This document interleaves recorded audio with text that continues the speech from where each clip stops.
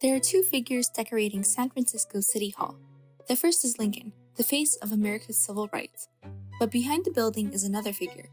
He stands on McAllister Street and Polk, and in his left hand, he holds a book that reads Law in Latin. This is Hall McAllister. He is the founder of the Bar Association of California and one of the three main lawyers the Chinese hired to fight for their rights. However, that story is only one of many that exist. Through years of civil disobedience, over 10,000 court cases were filed by the Chinese.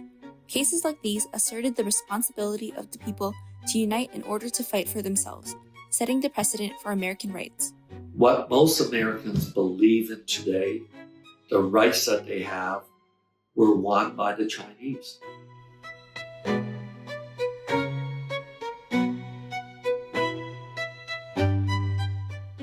The secret to the unity of Chinese court-fighting communities actually started here, in San Francisco. Looking at a map, the nearest American port to Hong Kong, where most Chinese would leave from, is San Francisco, in California. This meant that nearly all Chinese immigrants would land and settle here, creating a concentrated population with similar goals and little means to achieve them. Like many others, the Chinese soon realized their potential for success in working together. In 1849, 300 Chinese, almost 40% of the minority's population in the area, met in the Canton restaurant in California, with the white representative to discuss a large land purchase for business. This meeting was simply the first of many business agreements made for a shared goal. We have about 300 organizations to help the 15,000 Chinese. Who has so many organizations? Working together became a staple to accessing opportunities individuals wouldn't have been able to get by themselves. This habit of banding together would become a plan to rely on in times of disadvantage that was already boiling at the time. As the Chinese built towns and established their livelihoods, discontent over job competition had been rapidly growing amongst native-born Americans and other immigrants. Chinese immigrants willing to work for little to no pay soon became ideal workers for hard labor like building railroads and quickly replaced other local workers.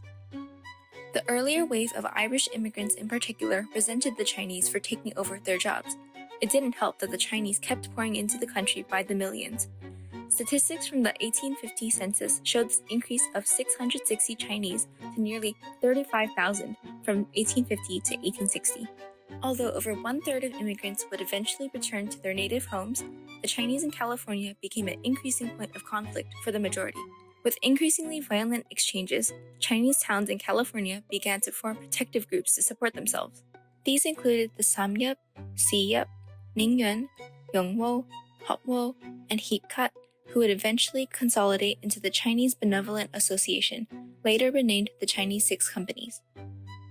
Tensions also boiled into legislation like the Chinese Exclusion Act, signed to appease the dissenting majority population in California. Immediately, the flow of Chinese immigrants stopped, but majorities still weren't happy. What about the Chinese still in the area? Realizing that they wouldn't leave so easily, leaders in California took to legislation to push the Chinese out.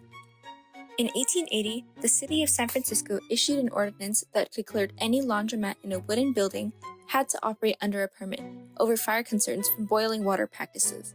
Since nearly all laundries at the time were in wooden buildings, all owners soon applied for the permit in order to continue operations. However, this permit was controlled completely by the city. Out of the 320 or so laundries, only 100 received the permit, while the other 240, all Chinese owned, did not. So right away the Chinese says, this is obvious. They're trying to get rid of us.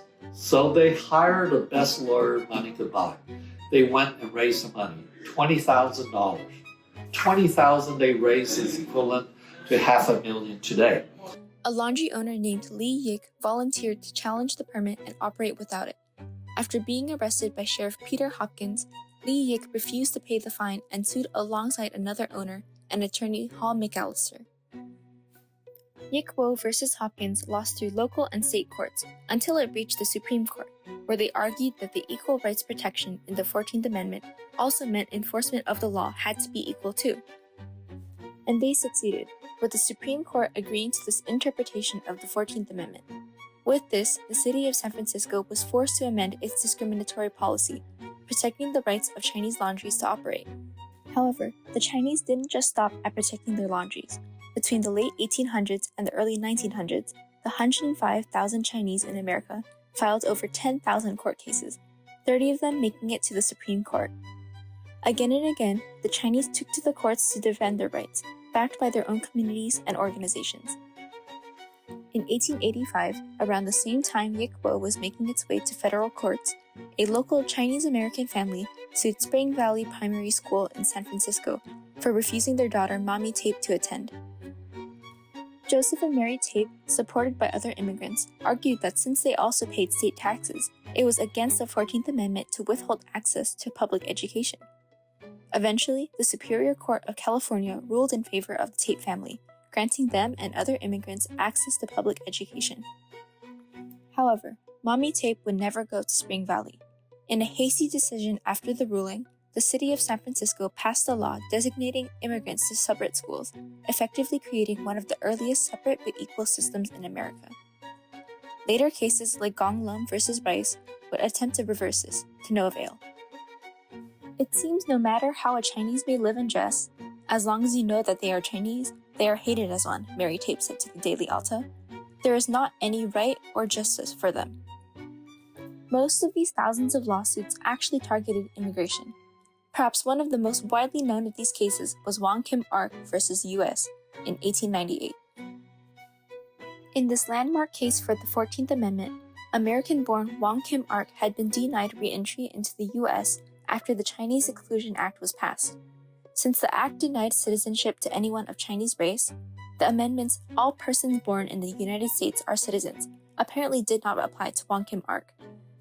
With the support of the Chinese 6 companies, the young cook, along with some of the most influential attorneys in the country, took to court, winning and effectively establishing birthright citizenship in America regardless of race.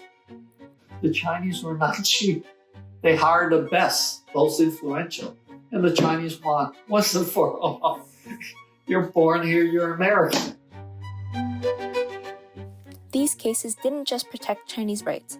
They are responsible for the core of America's civil rights as we know today. 10 years later, Yik Wo versus Hopkins would serve as a precedent and reasoning for separate but equal institutions and policies in Plessy versus Ferguson. Much later, segregation in public schools would be overturned. 1945's Brown versus Board of Education of Topeka, expanding on the ruling of Tate versus Hurley 6 decades prior.